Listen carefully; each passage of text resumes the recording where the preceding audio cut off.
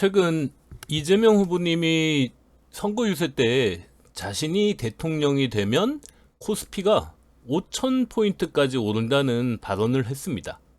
그런데 말에서만 그치는 게 아니고 실제 코스피와 코스닥 대표 종목을 담고 있는 ETF를 매수했고 유튜브에서 국내 주식시장에 대한 자신의 생각을 밝혔습니다. 그 얘기를 들어보니 뭐 충분히 가능하겠다라는 생각도 들고 그런데 영상을 보시고 뭐 혹시 다른 분들의 생각은 어떤지도 궁금하네요. 실제 이재명 대표가 담은 포트폴리오는 코스피 200 ETF에 2천만 원, 그리고 코스닥 150 ETF에 2천만 원, 그리고 코스피 200 ETF 요거는 이제 적립식으로 한 달에 100만 원씩 5년간 총 6천만 원을 투자하는 이제 상품에 가입했거든요. 그렇게 해서 향후 5년 동안 원금 1억 원을 투자하는 이런 이제 상품에 가입을 했습니다. 만약에 이제 지금 코스피가 2,700 정도니까 5천까지 간다 그러면은 코스피가 약 2배 정도? 만약에 지수 수익이 그대로 이제 ETF에 반영된다면 2배 정도의 수익이 나니까 한 2억 원 정도의 수익이 발생할 수도 있겠죠? 물론 그건 이제 5천까지 갔을 때 아니면 이제 요 담고 있는 각각의 ETF의 성과가 좋았을 때 그렇다는 얘기고, 뭐 그렇지 않으면 당연히 이제 뭐 수익이 발생하지 않을 수도 있고, 지금처럼 뭐 2천대 박스권에서 계속 횡보한다 그러면은 저 투자가 뭐 성공하지 못할 수도 있습니다. 지금 현재 초기 투자금으로는 4,100만 원 정도를 이제 넣으셨네요. 정치인들의 경우 개별 주식 매매가 금지되어 있고, 만약에 자신이 맡은 업무와 관련 있는 종목을 가지고 있을 때 이해상충 우려가 있기 때문에 이런 것들을 지금은 선행적으로 이제 먼저 국회의원 본인이 더 조심하고 있는 것 같아요. 고위공무원 같은 경우에는 사실 그 해당 종목을 가지고 있으면 그 종목에 뭐 다른 영향을 행사하거나 이럴 수 있는 가능성들이 있죠. 그래서 ETF를 매매한 건데, ETF 같은 경우에는 다양한 종목을 담고 있는 그 펀드 같은 상품인데, 그 하나의 펀드를 주식으로 상장해서 사고 파는 그런 형태의 상품입니다. 아마 ETF 뭐 잘 모르시는 분들도 지금은 뭐 온라인에서 검색하면 아주 상세하고 친절하게 설명되어 있는 자료들이 많기 때문에 뭐 잠깐만 읽어보시면 그 구조가 복잡하지 않거든요. 이재명 후보님은 자칭 주식 전문가라고 합니다. 스스로 이제 왜 주식 공부를 그렇게 많이 했는가 그 계기를 설명하는데 좀 의외였습니다. 지난 대통령 선거에서 낙선했죠. 윤석열 대통령한테 이제 지면서 낙선한 이후 먹고 살 길이 이제 막막해서 주식을 공부해 투자했다라고 합니다.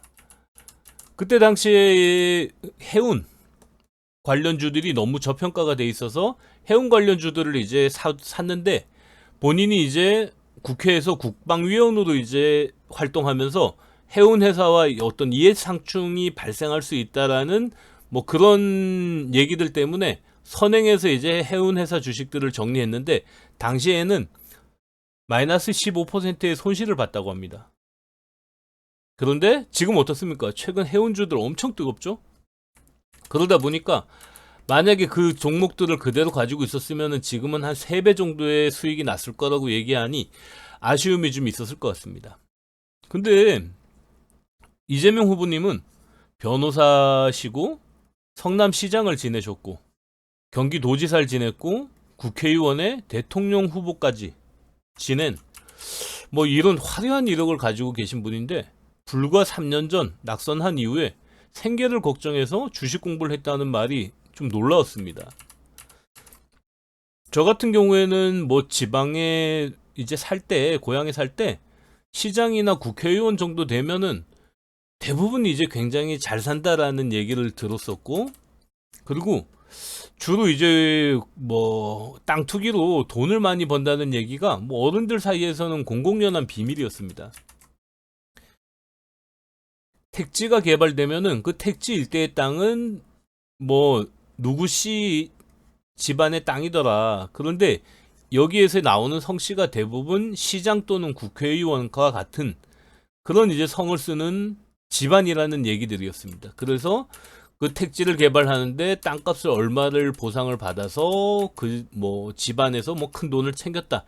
이런 얘기들은 아마 제 고향뿐만 아니고 지방에 있는 어느 지역에 가도 이런 식으로 국회의원들이나 아마 시장 이런 분들이 아주 청렴하지 않은 분들은 주로 이런 걸로 이제 많이 개인적 그 사익을 취하신 분들이 많았던 것 같아요. 그런데 이런 상식에 반하는 이재명 후보의 얘기는 좀 의외였습니다. 자, 일단은 개인사는 여기서 이제 여기까지 하고 주식시장을 보면 역대 주식시장에서 민주당 정권에서는 주가가 많이 올랐고 보수 정권이 집권하면은 주가가 빌빌거리거나 떨어져 왔습니다. 그런데 그 이유를 보면 보수 정권은 보수 정권의 불합리성이라고 이제 설명하고 있습니다. 그러니까 뭐 어떻게 보면은 뭐 여러 가지 그런 주식시장에서 챙기는 이익들의 합리적 이유를 기업 측면에서 해석을 많이 했었죠. 그리고 보수 정권이 들어서면 대체로 북한하고 각을 세웁니다. 아무래도 남북 관계가 좋지 않다 그러면은 해외 투자 자금들은 전쟁 위협이 있는 우리나라에 계속 돈을 두려고 하지 않기 때문에 해외 자금도 빠져나가죠. 그리고 이제 어떤 뭐 너무 친재벌, 친기업적인 여러 가지 이제 어떤 그런 판결이 나다 보면은 소액주주 같은 경우에는 주식시장에 사실 설 자리가 없습니다. 말 그대로 돈 대주는 이제 어떤 뭐라고 해야 되나요? 현금 인출기 기능 정도밖에 못 하는 거죠. 이런 시장에서 사실 돈을 넣고 계속 이제 둘 이유가 없는 거죠. 주식시장은 불확실성을 가장 싫어하는데 합리적인 예측이 불가능한 정권에서 주가가 떨어지는 것은 당연한 결과입니다. 우리나라 주식시장 저평가는 이미 코리아 디스카운트라는 뭐 명칭으로 불리며 다양한 문제를 지적해왔지만 변화가 없습니다. 민주당에서는 상법 개정을 통해서 이런 부분을 일부 해소하고자 했지만 결국에는 이제 대통령의 거부권에 막혀서 그 역시도 이제 지금 계류하고 있죠. 대주주의 지배권 또는 이익을 위해서 소액 주주의 희생을 당연하게 여기고 사업이 성장해 주가가 오를만 하면 물적 분할을 통해 기존 주주에게 물먹이는 그런 못된 짓을 반복하고 있습니다. 그러니까 기업을 공개해서 주식시장에 자금 조달할 때는 주주가 최고고 주주 뭐를 위해서 기업을 하겠다라고 그렇게 해서 상장하고 기업을 공개하는 거잖아요. 그런데 자금을 다 받고 이제 뭐 주식 시장에서 그런 어떤 자금 융통을 다 하고 나면 그 다음에는 오로지 이제 소액 주주는 없고 회사의 이익, 대주주의 이익만 남게 되는 겁니다. 그러니까 이 물적 분할 같은 이 못된 짓을 계속 반복하는 거죠.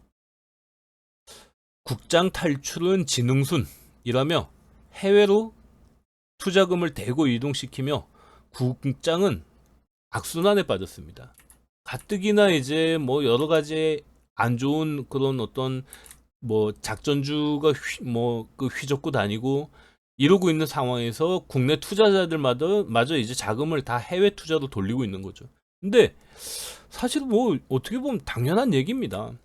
왜냐면 S&P 500이나 이런 거는 장기적으로 계속 우상향하고 있거든요. 그런데 지금 뭐 거의 18년째 2000대 어떤 박스권에서 벗어나지 못한 우리나라 주식시장에 장기 투자를 하는 거는 사실 뭐 답답한 거죠. 이재명 후보는 주가를 올리기 위해 따로 노력할 것 없이 비정상을 정상으로만 바꿔도 국내 주식시장이 오를 여력이 충분하다는 입장입니다. 그 원인을 한 6가지 정도로 이제 정리해 봤는데, 첫째, 고질적인 저평가. 주가 순 자산 비율, 즉 PBR이라고 하는 이제 회사 자산에 비해 주가가 지금 얼마인지를 보여주는 건데 1이면 자산과 시가총액이 같다라고 생각하시면 됩니다. 그러니까 그 회사가 가진 재산이 총 얼마인데 이 회사가 주식시장에서 평가받는 가치, 그게 가진 자산만큼만 이제 딱 평가를 받고 있는 겁니다. 우리나라 평균 PBR이 0.9 정도. 그리고 다른 나라 같은 경우에는 평균 한 3.4 정도 됩니다. 그러니까 이제 여기서만 벌써 4배 정도 차이가 나죠. 엄청난 차이입니다. 참고로 삼성전자 PBR이 0.9입니다. 근데 애플의 PBR은 40이 넘는다고 하니까 대략 잡아도 40배 차이가 나는 겁니다. 와, 그러니까 이제 뭐 우리나라 같은 경우에는 이런 측면에서만 봐도 굉장히 저평가가 돼 있다는 걸 알겠죠. 사실 여기서 보면은 우리나라 PBR이 평균 정도로만 이제 올라간다 그래도 지금 현재 4배 정도가 올라가야 되는 거니까 코스피는 뭐 5천이 아니고 만까지 올라간다 해도 이상하지 않은 거죠. 그러니 이 국장에서 PBR이 평균 수준으로만 올라도 4배 정도의 상승 여력이 있다는 얘기입니다. 뭐 불가능한 얘기는 아니겠죠.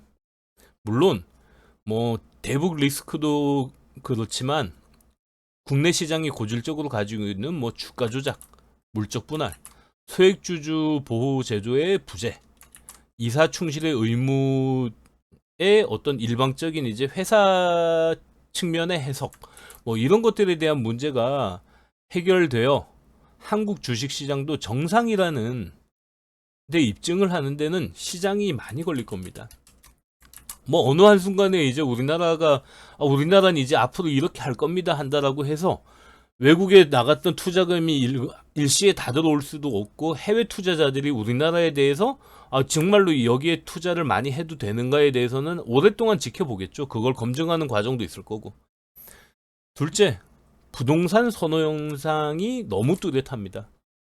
주가가 오르지 않는 원인으로 부동산 시장도 빠질 수 없습니다.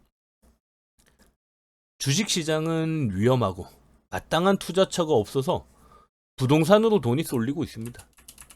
지금도 부동산이 비싸다 하지만 돈 있으면은 그래도 부동산이라는 이제 생각들이 바뀌지 않는 거죠.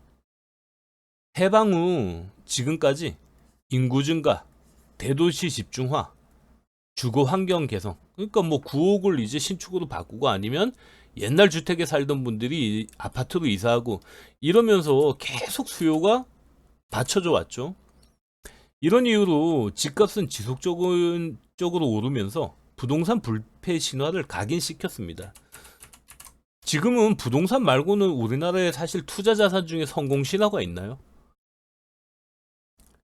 지금은 소득 대비 집값이 너무 오른 탓에 결혼 후 내 집 마련 요거 이제 했다 라고 하면은 그와 동시에 평생 원리금 상환으로 다른 재테크는 돌아볼 수가 없습니다.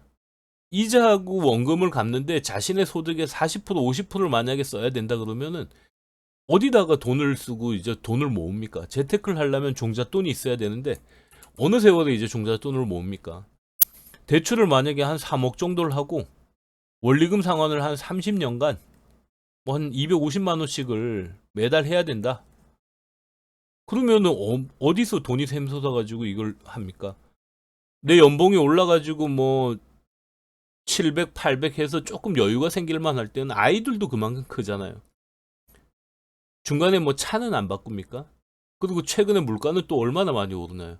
음식값도 많이 오르지 하니까 사실은 실제 물가 상승률보다 급여 소득 상승률은 굉장히 낮은 수준에 머무르고 있기 때문에 한번 대출해서 원리금 상환이 들어가면은 다른 재테크를 하기는 거의 불가능하다 보시면 됩니다.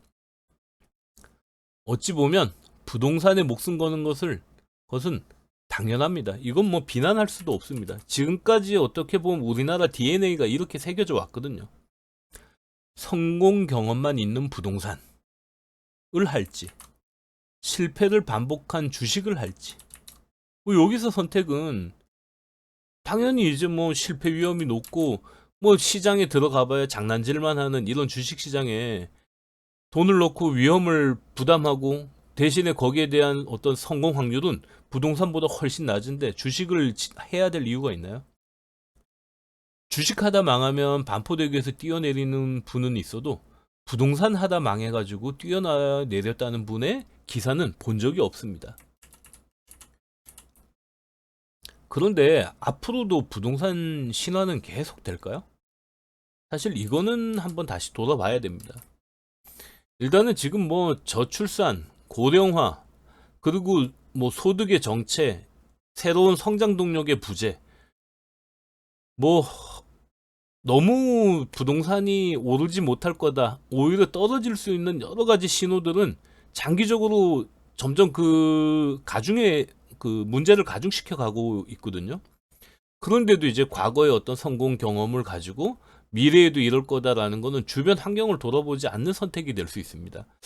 그래서 이 부분은 좀 조심스럽게 한번 시장을 다시 한번 분석을 해보는 게 낫지 않나, 더 신중해야 될 때입니다. 셋째, 북한과의 대치 상황. 남북 냉전 역시 주가에는 악재입니다. 우리나라 뭐 최대 리스크, 고질적인 리스크라고 할 수 있죠. 해외 투자자 입장에서는 전 세계의 수많은 주식 중에 전쟁 위험이 있는 대한민국에 투자할 이유가 있을까요? 이재명 후보는 적어도 북한과의 전쟁이 발생할 수 있다라는 위기를 없애야 한다는 입장입니다. 그래야 뭐 해외 자금들이 안전하게, 대규모 자금들이 국내 시장에 안전하게 들어올 수 있지. 우리나라에서 정말 전쟁이 발생한다 그러면 어휴, 우리나라에 들어온 투자금은 어떻게 회수가 됩니까? 다 날리는 거지. 넷째, 서학 개미의 국장 복귀. 미국을 중심으로 해외 주식 ETF에 투자된 자금이 120조 원쯤 됩니다. 우리나라 전체 주식시장 시가총액이 2,500조 원 정도 되거든요. 그러니까 전체 주식시장의 5% 정도가 해외로 빠져나가 있는 겁니다. 근데 이 5% 중에 국내 개인 투자자들이 자금만 따지면 훨씬 더 비중이 높아지겠죠. 국장의 불합리성과 저조한 수익률에 실망한 투자자들이 해외 투자를 늘리며 국내 시장은 더 어려워지는 실정입니다. 뭐 국내 시장은 그대로 투자 포지션을 유지하면서 해외 시장을 늘리는 게 아니고 국내 시장을 팔고 해외로 떠나고 있기 때문에 어려워질 수밖에 없죠. 상법이 개정되어 국장이 투명해지고 주식에 대한 가치 평가가 제대로 된다면 해외로 나갔던 자금이 국장으로 돌아올 수 있습니다. 다섯째, 주가 조작 처벌 강화. 주가 조작과 같은 부정행위로 올린 이익보다 훨씬 더 많은 금액을 반드시 회수해 절대 이익을 볼 수 없도록 만들고 처벌을 강화해 다시 생각하지 못할 정도로 이제 엄벌을 주면 그러면 이제 주가 조작은 자연스럽게 없어진다고 이제 말씀하십니다. 근데 뭐 당연하죠. 지금까지 안 한 게 이상하죠. 왜 주가 조작범들이 수십억, 수백억을 주가 조작으로 돈을 벌었다 그러면 그 이상의 금액을 환수해가지고 이 사람들한테 이제 절대 이익이 가지 못하게 그런 제도를 마련해놨어야지.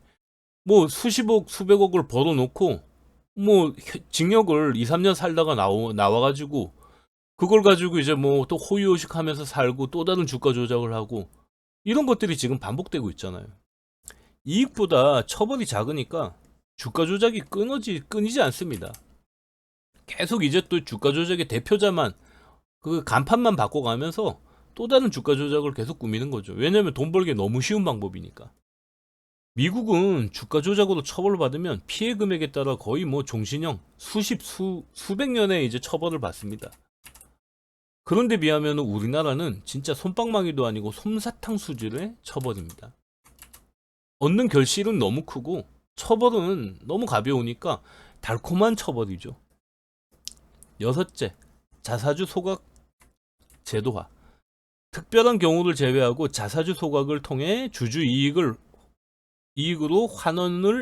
환원하는 것을 제도화합니다. 자사주 소각은 회사 돈으로 주식을 사는 겁니다. 그렇게 해서 이제 산 주식은 보통은 이제 해외 같은 경우에는 주주 환원 정책에 배당하고 자사주 소각이 있거든요. 그래서 회사에 남는 뭐 잉여금이나 이런 걸로 주식을 사서 그걸 없애버리는 겁니다. 그럼 총 유통 주식이 적어지면서 기존 주식에 대한 평가가 더 높게 올라가거든요. 근데 우리나라 같은 경우에는 회사 돈으로 산 주식을 소각하지 않고 회사에 그대로 가만히 둡니다. 이유는 오너 또는 대주주가 뭐 지배권을 강화한다거나 아니면은 뭐 주주총회나 이럴 때 의결권에 사용할 목적으로 소각하지 않고 가지고 있는 거죠. 이거는 명확하게 주주 이익에 반하는 행위거든요. 이런 행위가 정말 빈번하게 일어나고 있습니다. 기업이 살아야 한다는 명분 아래 사회적으로 용인되는 분위기지만 그로 인한 피해는 소액주주의 몫입니다. 아휴 참, 뭐 주식시장의 병폐나 이런 것들 얘기하면 정말 한도 끝도 없는 것 같아요. 근데 다행인 거는 이재명 후보님도 이런 내용들에 대해서 생각보다 되게 소상하게 알고 계시더라고요. 그리고 그 문제의식을 굉장히 이제 어떻게 보면 주식 투자자로서 고민을 많이 하신 것 같아요. 지금도 주주총회에 가면 소액주주가 모아온 의결권을 회사 관계자가 그냥 들고 도망간다든지, 소액주주가 더 많은 표를 모아 통과시킨 안건을 회사 마음대로 바꿔 등기하기도 합니다. 이런 말도 안 되는 일들이 지금도 이제 주주총회에서 벌어지고 있다고 합니다. 그러니까 회사는 주주 의결권을 가지고 뭘 하는 게 아니고 회사 마음대로 하고 싶다는 거죠. 오너 마음대로. 주식은 공개해서 개미들은 소액주주들이 투자하게 해놓고 회사는 자기 마음대로 하고 싶다? 야, 참 이거 언제까지 용인해 줘야 될까요? 우리나라 주식시장에는 아직 비정상적인 일들이 너무 많이 벌어지고 있습니다. 그런데 이게 법의 처벌을 받지 않고 있습니다. 윤석열 전 대통령 영부인이 주가 조작에 가담하지 않나? 해외 대통령 순방을 재료로 주가 조작을 한 정황이 포착되지 않나? 참 황당한 일이죠. 야, 이게 말이 됩니까 정말? 게다가 LG 에너지 솔루션을 물적 분할한 LG화학, 카카오뱅크, 카카오페이, 카카오게임즈를 물적 분할한 카카오. 불과 한 3년 사이에 3개 회사를 물적 분할했습니다. 카카오 주주는 뭡니까? SK 바이오사이언스를 물적 분할한 SK케미컬.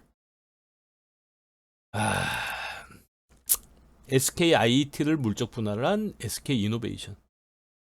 아이고, 뭐 석유산업 하면서 돈 벌어가지고 이제 2차 전지 사업 키워가지고 그냥 뭐 물적 분할로 기존 주주 싹 물먹이고 대단한 결정이죠. 물적 분할을 반복한 대기업들 덕분에 주가가 떨어질 뿐 아니라 주식시장의 불신, 실망으로 투자자들이 떠나고 있습니다. 반면 애플, 엔비디아, 마이크로소프트 같은 미국 대표 기업들은 계열사 상장 하나 없이 오로지 한 종목만 이제 상장해서 지금 이제 그 종목 그 상장 상태를 유지하고 있습니다. 이런 데들이 사업이 상장할 회사가 없어갖고 이러고 있겠습니까? 각각의 기업 가치가 2천조 원 이상입니다. 애플, 엔비디아, 마이크로소프트 이 각각 회사 하나하나가 우리나라 전체 주식시장 시가총액보다 높습니다. 만약 애플이 수시로 물적 분할을 하면서 기존 주주 이익을 반복적으로 훼손해 왔다면 지금의 이제 애플 시가총액이 있었을까요? 정말 코스피 5천 가서 국내 주식 잔고도 수익 전환되기를 저도 이제 기대해 봅니다. 저도 뭐 아직 미련이 남아 일부 종목을 가지고 있는데 이건 뭐 계속 마이너스 상태가 지금 거의 2년째 유지되고 있는 것 같아요. 참 주식 얘기하다 보면은 좀 답답한 얘기들이 많은데 정말 다음에 이제 뭐 대통령 당선이 되신 후에 상법 개정도 되고 그리고 국내 주식 시장이 좀 투명화되고 합리적으로 이해 가능한 선에서 좀 움직이는 그런 시장이 되었으면 하는 바람으로 영상 마칩니다. 구독과 좋아요 부탁드립니다.